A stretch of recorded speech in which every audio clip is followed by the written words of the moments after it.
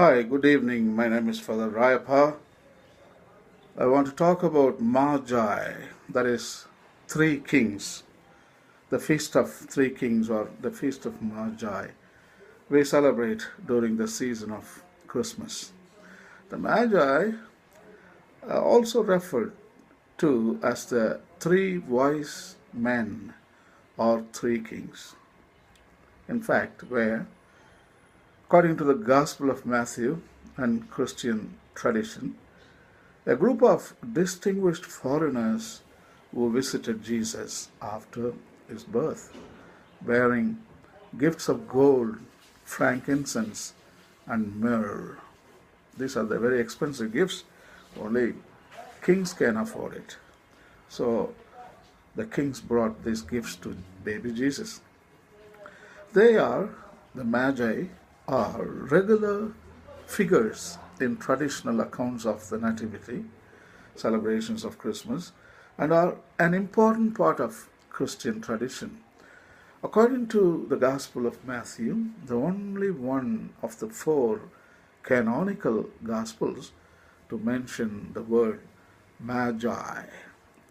They came from the east to worship the King of the Jews. Although the account does not mention the number of Magi, the three gifts has led to the widespread assumption that they were three men.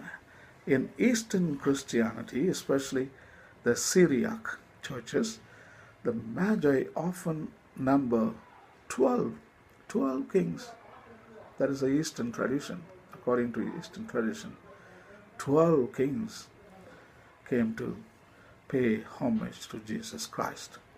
Their identification as kings in later Christian writings is probably linked to Psalms 72, verse 11, in which we pray, "May all kings fall down before him." The Magi are popularly referred to as wise men and kings. The word Magi is a plural of Latin magnus or magnus. The term refers to the Persian priestly caste of Zoroastrianism. So, the Zoroastrian religion, founded by Zoroaster, was very prevalent during Jesus' time. The whole of Persia, the whole of eastern part, all the way to India, the religion Zoroastrianism was very prevalent.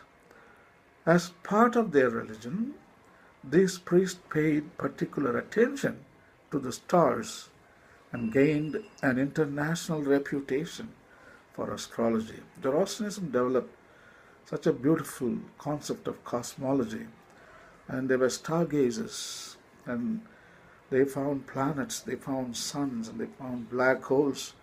Very, very reputable astrologers.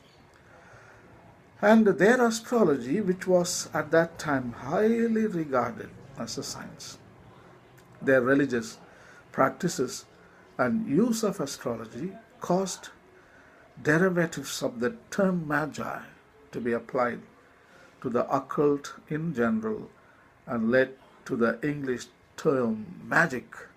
Although Zoroastrianism was in fact strongly opposed to sorcery, the King James Version translates the term as wise men. The same translation is applied to the wise men led by Daniel of earlier Hebrew scriptures. The reference can be found in the book of Daniel, chapter 2, 48, where it is mentioned about Magi, the wise men. These men, they were belonging to a religion called Zoroastrianism. Anyway, the New Testament does not give names of the Magi. Matthew doesn't report any names. Only three gifts. We assume three kings, but what are the names? We don't know. However, traditions and legends identify a variety of different names for them in the Western Christian Church. They have been all regarded as saints and are commonly known as Melchior, maybe a Persian scholar, again Zoroastrian scholar, Gaspar, maybe an Indian scholar. Even Indians are known for astrology, like Aryabhatta, during the same contemporary of Jesus Christ, such a well-known astrologer from India. So Gaspar, it's an Indian origin, and Balthasar, maybe a Babylonian scholar. Encyclopedia Britannica states that according to Western church tradition, Balthasar is often represented as a king of Arabia, Melchior as a king of Persia, and Caspar as a king of India. These names apparently derive from a Greek manuscript probably composed in Alexandria around 500 and which has been translated into Latin with the title Excepta Latina Barbari. Another Greek document from the 8th century of presumed Irish origin and translated into Latin with the title Collectionia et Flores continues the tradition of three kings and their names and gives additional details.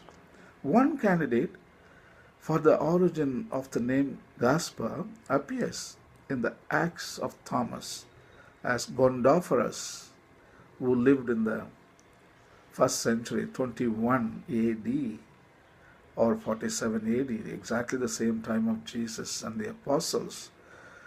That is Guadafrasa, from which Gaspar might derive as corruption of Gaspar. This Gondopharos declared independence from the Arsacids or Arsacids to become the first Indo-Parthian king. And he was allegedly visited by Thomas the Apostle. Actually, if Thomas had taken the land route, two possible. One is the sea route, where he had to travel Mediterranean and go to Atlantic. From there, he should circumnavigate Africa in order to come to India, to the Malabar coast. But the land theory seems to be very, very plausible. It has got a lot of advantages. So Thomas, on the way from Palestine to India, on the way he must have stopped to this particular king called Gondopharos. In many traditions say that St. Thomas knew carpentry and he stayed with Gondopharos in his own palace and he worked for 3 years before he continued on to India. So that's a tradition, maybe. Anyway, according to the historian Ernst Herzfeld, Gondopharos' name is perpetuated in the name of the Afghan city called Kandahar. Today, you know Kandahar, Kabul, Kandahar. Kandahar was a very famous town during the time of Ashoka. So, the historian Ernst Herzfeld thinks that Kandahar name comes from Gondopharos or Gondopharon. So, before Kandahar, the town was called Gondopharon. So, the same king we are talking about. And his name is perpetuated in the name of the Afghan city Kandahar, which he is said to have founded under the name Gondopharon. So, Gondopharos founded his own city and he named after Gondopharos. So today we call it Kandahar. So anyway, the three wise men, the three kings, the Magi, one Indian made it. So that's the greatest representation. When Jesus was born, from the dawn of Christianity, I think Indians are with Christianity. Happy Christmas to you all.